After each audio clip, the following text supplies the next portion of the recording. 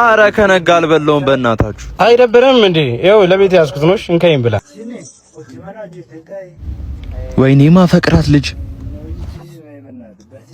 ዳሩ ምንድነው የህይወት ውሉ መኖር ካልቻለ አንዱ ለሁሉ።